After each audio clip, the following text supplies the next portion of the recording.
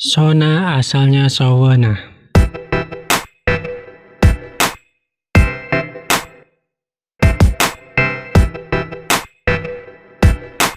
Bismillahirrahmanirrahim. Sona aslinya sawana. Ba'a aslinya baya'ah. Waduh, kok bisa? Kenapa bisa begitu, Kang? Lafadz sona dan lafadz ba'ah itu asalnya adalah lafadz sawana dan baya'ah.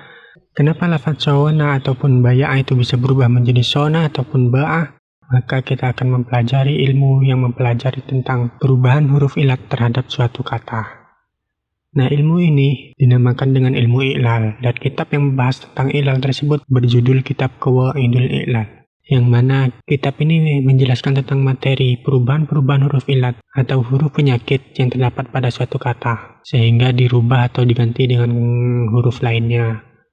Seperti yang terjadi pada lafadz sawana menjadi sona dan baya'ah menjadi ba'ah.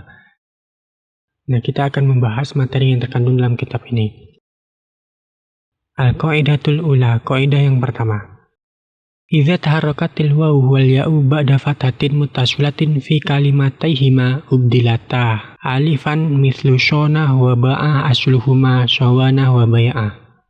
Apabila ada huruf wawu ataupun ya yang terletak setelah harokat fathah, yang mana huruf wawu ataupun ya tersebut bersambung dalam satu kata, maka ubdilata alifan, maka waw ataupun ya tersebut diganti dengan alif. Seperti contoh sona dan ba'ah yang asalnya sawana dan baya'ah. Sawana di sini pada ain fi'ilnya itu berupa huruf waw, yang mana harokat sebelumnya itu adalah harokat fathah. Nah, apabila ada waw yang terletak setelah harokat fathah dalam satu kata, maka waw tersebut harus diganti dengan alif menjadi sona. Seperti lafadz selanjutnya yaitu baya'ah. Pada ain fi'ilnya apabila ada ya terletak setelah harokat fathah, maka ya tersebut harus diganti alif, maka menjadi ba'ah.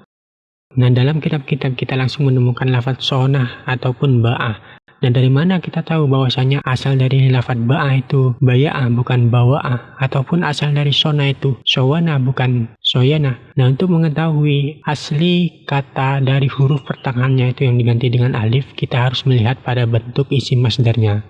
Karena pada bentuk isim masdarnya, kata tersebut akan berubah menjadi asalnya. Seperti sounan berubah menjadi asalnya, yang asalnya sona diganti dengan alif, maka bentuk masdarnya sounan.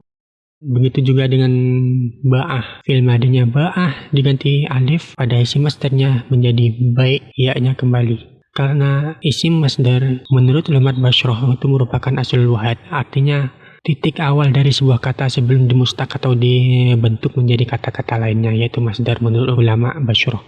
Sedangkan menurut ulama Kufah, aslul wahid ataupun sumber utama dari sebuah kata itu adalah fi'il madi. Oleh sebab itu dalam tasrifan diletakkan di kata yang pertama, yaitu fa'ala fi'il madi. Sedangkan menurut ulama Bashrah, aslul wahidnya itu adalah masdar, isim masdar. Karena bentuk dari isim masdar dari thulathi mujarrad itu adalah isim jamid, bukan mustaq. Dan untuk mengetahui dari bentuk masdar itu adalah kamus. Oleh sebab itu kita langsung melihat kepada kamus, tidak bisa disama-samakan dengan bentuk-bentuk lainnya, karena setiap masdar itu berbeda. Kita lanjut. Idza taharrakatil wawu wal ya'u ba'da fathatin mutaswilatin fi kalimataihima ubdilata alifan mithlu shona wa ba'ah asluhuma shawana wa baya'ah.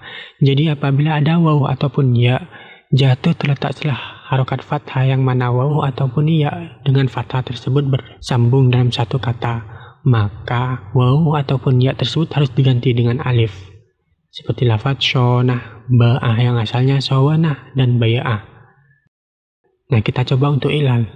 I'lal itu sama seperti meng'irab akar, tetapi kalau i'rab itu menjelaskan tentang kedudukan ataupun perubahan dari kata tersebut, sedangkan i'lal itu menjelaskan tentang perubahan atau penggantian dari kata tersebut.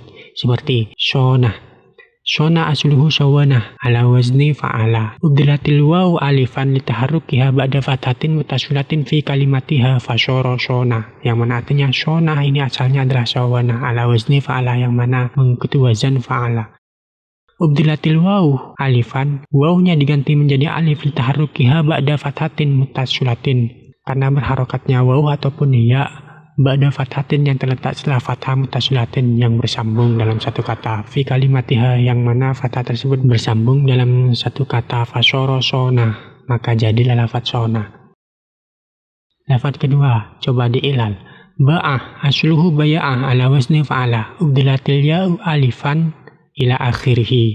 Ba'ah asalnya baya'ah mengikuti wazan fa'ala, ya diganti alif dan seterusnya. Sama seperti lafaz yang di atas. Kita coba samakan dengan yang di atas.